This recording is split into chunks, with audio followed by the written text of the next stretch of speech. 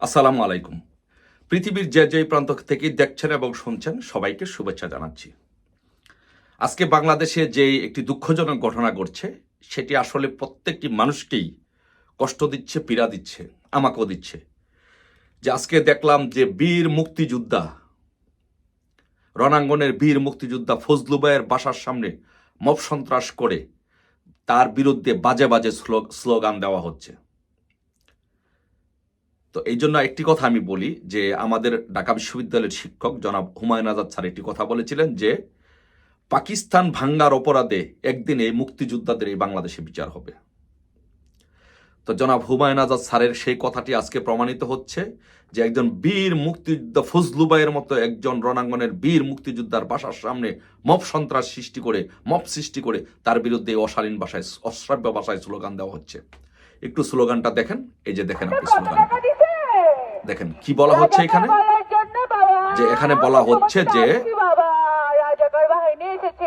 ফজলু ভাইকে ডাকছে যে রাজাকাররা আসছে, তুমি নিচে নেমে আসো। তার মানে রাজাকাররা বীর মুক্তিযোদ্ধা ফজলু ভাইকে হুমকি দিচ্ছে, অশ্রাব্য ভাষা তার বিরুদ্ধে স্লোগান দিচ্ছে, ফজু পাগলা বলা হচ্ছে তাকে। তার মানে কি এই বাংলাদেশে বীর মুক্তিযোদ্ধাদেরকে অপদস্থ, অপমান করা হচ্ছে। আর অন্যদিকে কি হচ্ছে আপনি দেখেন যে পাকিস্তানের উপপ্রধানমন্ত্রী, পররাষ্ট্রমন্ত্রী বাংলাদেশে আসছে, তাকে ফুলের সংবর্ধনা দেওয়া হচ্ছে, তাকে ফুল দিয়ে বরণ করা হচ্ছে, তার সাথে চুক্তি করা হচ্ছে পাকিস্তানে যেতে গেলে ভিসা লাগবে না, বাংলাদেশে আসতে গেলে ভিসা লাগবে না, ডিপ্লোম্যাটিক পাসপোর্ট যারা আছে তাদের ভিসা লাগবে না। মানে বাংলাদেশকে এর আগের এপিসোডে একটি ভিডিও করেছিলাম যে পাকিস্তানের সাথে বাংলাদেশকে একীভূত করার জন্য, পাকিস্তান ফেডারেশনের সাথে অন্তর্ভুক্ত করার জন্য যে প্রক্রিয়া চলছে সেই প্রক্রিয়া বাস্তবায়নের পথে এগিয়ে যাচ্ছে। আর সেটি যদি হয় বাংলাদেশে কোনো মুক্তিযোদ্ধা কিন্তু বাদ যাবে না, প্রত্যেকটি মুক্তিযোদ্ধার বিচার হবে।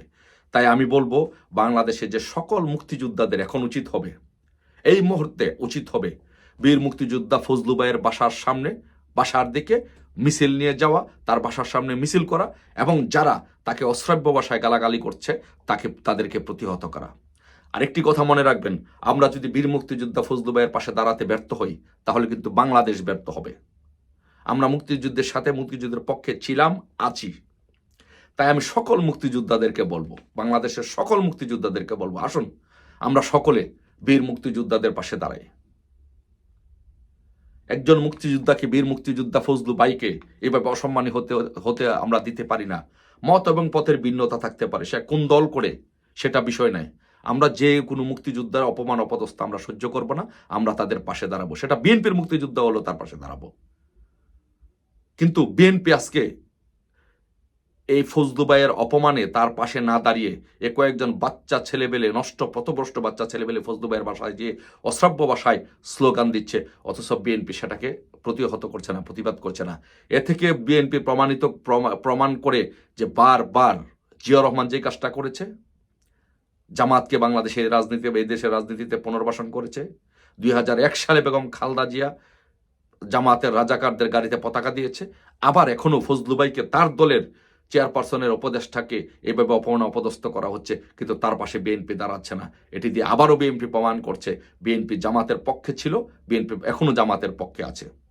তাই আমি বিএনপি সহ সকল রাজনৈতিক দলের সকল মুক্তিযোদ্ধাদেরকে, যারা এদেশের স্বাধীনতা এবং মুক্তিযুদ্ধ বিশ্বাস করে, তাদের সকলকে বলবো যে আসুন সকল ঐক্যবদ্ধভাবে মিছিল নিয়ে বীর মুক্তিযোদ্ধা অ্যাডভোকেট ফজলুর রহমান ভাইয়ের পাশে দাঁড়াই, তাকে সাহস যোগাই, মুক্তিযুদ্ধের পক্ষে দাঁড়াই।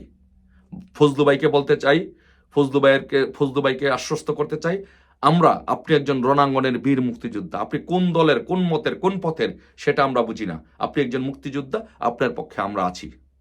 মুক্তিযোদ্ধাদের পক্ষে বাংলাদেশ সব সময় আছে, বাংলাদেশ আওয়ামী লীগ আছে, আমরা জনগণ আপনার পাশে আছি।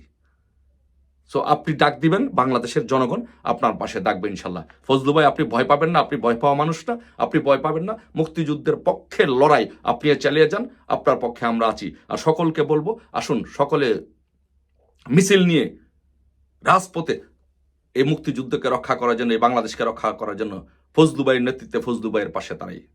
সবাই ভালো থাকবেন। জয় বাংলা, জয় বঙ্গবন্ধু।